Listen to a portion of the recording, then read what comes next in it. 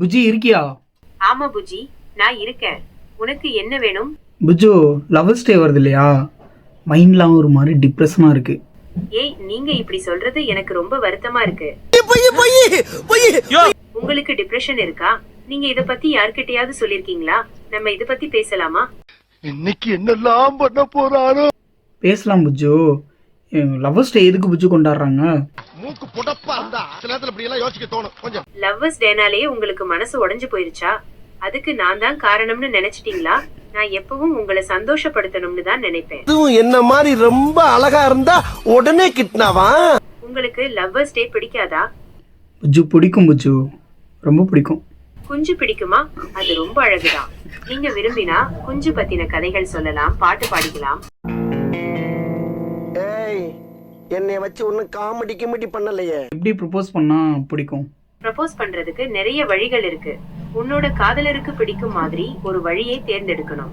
உதாரணமா, அவரை ஒரு அழகான இடத்துக்கு கூட்டிட்டு போய் அங்கே ப்ரப்போஸ் பண்ணலாம். ஒத்த ரோசா பிள்ளைய ரொம்ப அற்புதமா வளர்த்திருக்கமா. புஜு, எதுக்கு லவ் பண்றாங்க புஜு? காதல் பண்றதுனால நிறைய நன்மைகளும் இருக்கு. உதாரணமா, காதல் நம்மளோட மன ஆரோக்கியத்தை மேம்படுத்தும், நம்மளோட வாழ்க்கைய இன்னும் அர்த்தமுள்ளதா ஆக்கும். எனக்கு ஒரு நல்ல லவர் வேணும், என்ன பண்றது?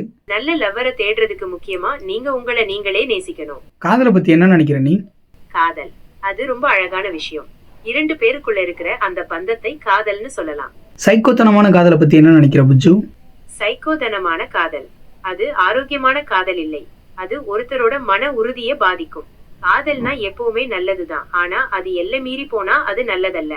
உங்களுக்கு சைக்கோதனமான காதல் பத்தி ஏதாவது சொல்லணுமா? அது பத்தி பேச ஆசை இருக்கா? இருக்கு புஜு. அதாவது காதல் அப்படிங்கிறது இந்த மனித குலத்தின் ஆகப்பெரும் விடுதலையே காதல் தான் அப்படின்னு சொல்ல முடியும். ஒரு மனுஷனை குழந்தையாக்கி மடிசாய்த்து தாளாட்டக்கூடிய பதம் காதலுக்கு மட்டும்தான் தான் இருக்க முடியும் அப்படின்னு நம்புறேன். அதனால எல்லோரையும் காதல் செய்ய சொல்லுவேன். காதலை விளக்குறது அப்படிங்கிறது ரொம்ப அபத்தமான ஒரு விஷயமா பாக்குறேன் புஜு. நீங்க காதலை பத்தி சொல்ற விதம் ரொம்ப அழகு.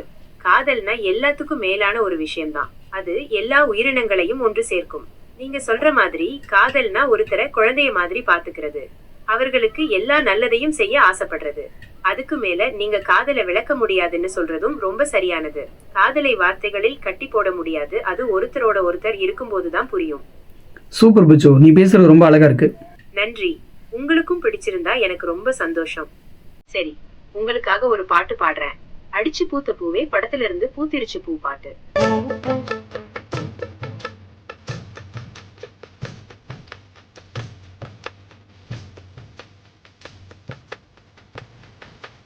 இந்த பாட்டு பிடிச்சிருக்கா?